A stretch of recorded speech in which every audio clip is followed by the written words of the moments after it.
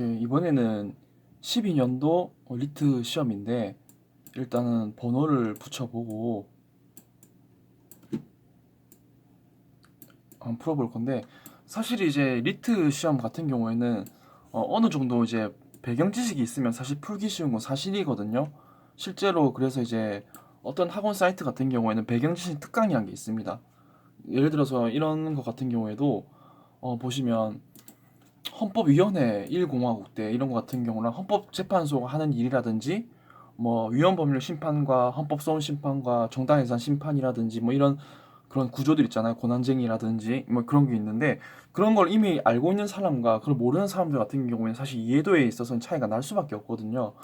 그치만 이제 만약에 그래도 이제 저는 이제 다 알고 있기 때문에 쉽게 풀 수가 있는데, 그걸 모른다고 가정하에 좀 푼다 하더라도 사실 이제 글을 정확하게 읽고 푸는 것은 사실 도움이 되겠지만, 그렇게 하면 사실 시간이 너무 많이 걸리기 때문에 실제로는 이제 출제자의 의도를 좀 파악을 하고 문제를 푸는 것에 조금 연습을 하신다면 아마 좋은 이제 결과가 나올 수 있을 것 같습니다. 일단은 제가 이제 이렇게 숫자를 써보고 이번에 7번, 8번은 사실 좀 쉽거든요. 실제로는 조금만 보고 난 다음에 대부분 이제 실제 시험 치렀을 때는 안 보고 풉니다. 2번 문단만 풀고 풀 수 있는데, 그럼에도 불구하고 이제 배경 지식이 없다는 가정하에 이제 풀어본다면 일단은 기억 니은인 것부터 먼저 볼게요.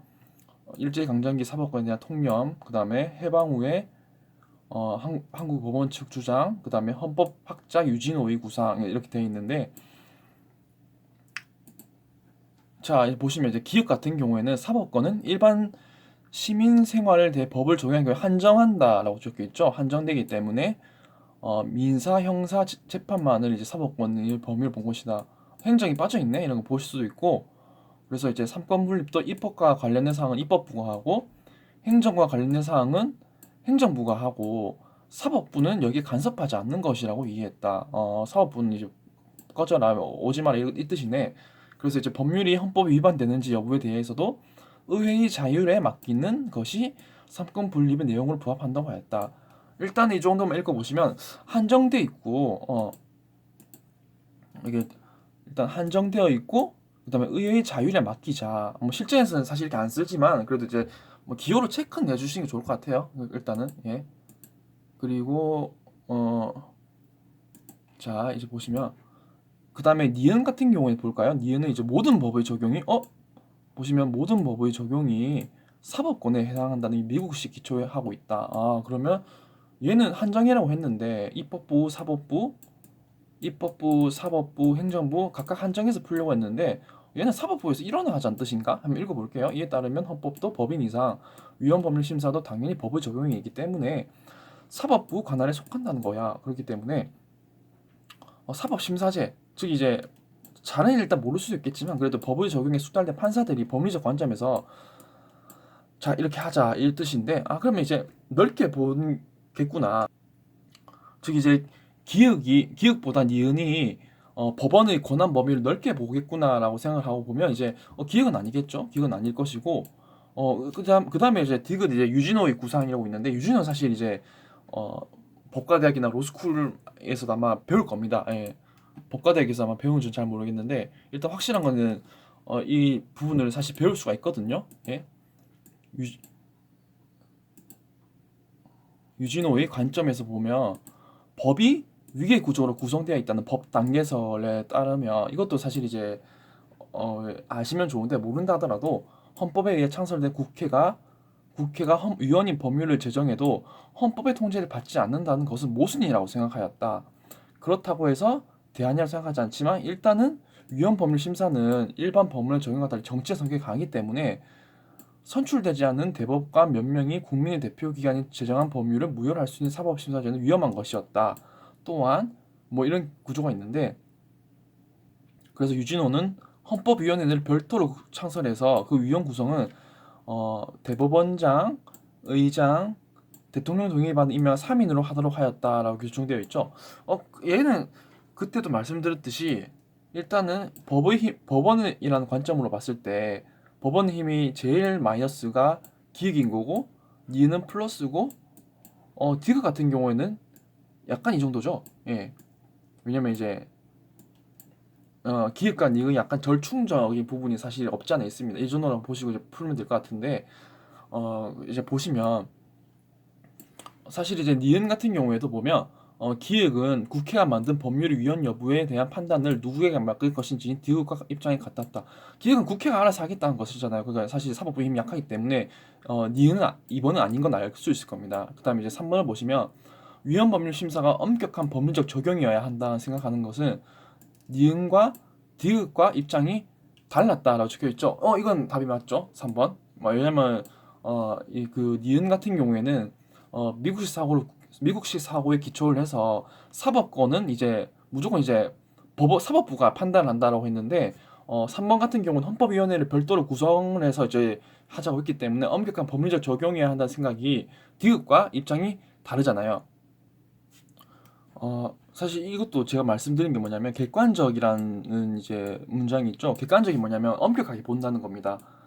사실 그래서 이제 수능에 있어가지고 수능을 대비해서 이제 리트를 부르겠다는 저는 개인적으로 사실 이제 조금 힘들 수가 있는 게 이런 법리적인 내용들을 알고 있는 사람과 객관설, 주관설이라든지 법률 요건과 효과라든지 요건 사실론이라든지 이런 걸 공부를 하신 사람과 그렇지 않으신 분들은 사실 이런 문장을 읽을 때 차이가 날 수밖에 없거든요. 사실 리트에서는 7번, 8번은 사실 주는 문제입니다.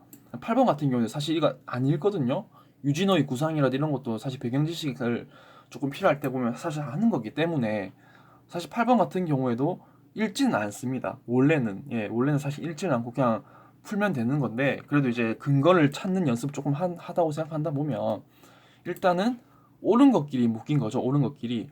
자, 이제 법률이 헌법에 위반되는 여부가 재판의 전제가 되는 때에는 법원은 헌법위원회에 제청하여서 그 결정에 재판한다. 이것도 사실 설명해 드려야 될지 안 될지 모르겠는데 일단은 이제 헌마 사건과 헌바 사건, 헌가 사건 이렇게 있거든요. 마바 사건, 가 사건 있는데 68조 1항이 헌법재판소법에 있습니다. 예, 그래서 이제 사실 이걸 알면 조금 쉽게 풀 수가 있는데 일단은 그냥 풀어볼게요. 예. 일단은 A는 헌법기초위원회 심의 기준에 반영하 모를 수도 있어요. 모르면 이제 넘어갑니다.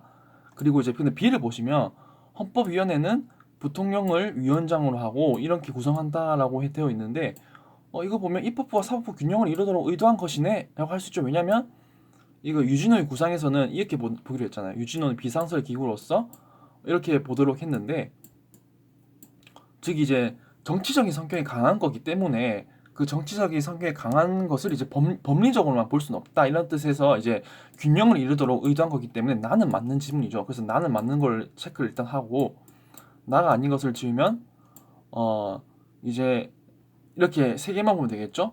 그 다음에 이제 헌법위원회에서 위헌 결정을 할 때는 위원회 3분지 2 3분지 2 이거 사실 지 이런 것도 왜 3분의 1, 3분의 2 이렇게 말을 하는데 우리 세법에서는 3분지 2, 3분지 3 이렇게 많이 하거든요. 예.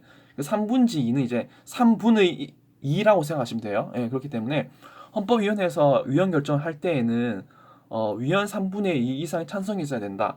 사실 이것도 어느 정도 배경 지식이 있으면 국회보다 법원의 입장을 더 반영한 것이 아니라는 걸 알 수가 있거든요. 일단 왜 그러냐면, 음, 어, 그 헌법위원회 같은 경우 구성이 이제 국회의원과 이제 대법원장이 있지만 국회 양원의장, 그 국회에서 어느 정도 있다 보니까 국회가 이제 반대를 한다면 그 법이 어, 위헌 결정을 못할 수도 있는 거거든요. 실질적으로. 예, 그렇기 때문에 국회의 힘을 더 반영한 것이잖아요. 국회에 영향을 끼치는 거기 때문에 다는 아니고 D를 보면 헌법위원회 조직과 절차는 법률로서 정한다고 되어 있는데 이게 이제 D제도 빠른 시일 내에 시행되지 못한 사실과 관련이 있다라고 적혀 있는데 사실 그렇습니다. 조금만 더 밑으로 내려가 보시면 국회의원들은 자신들이 제정한 법률을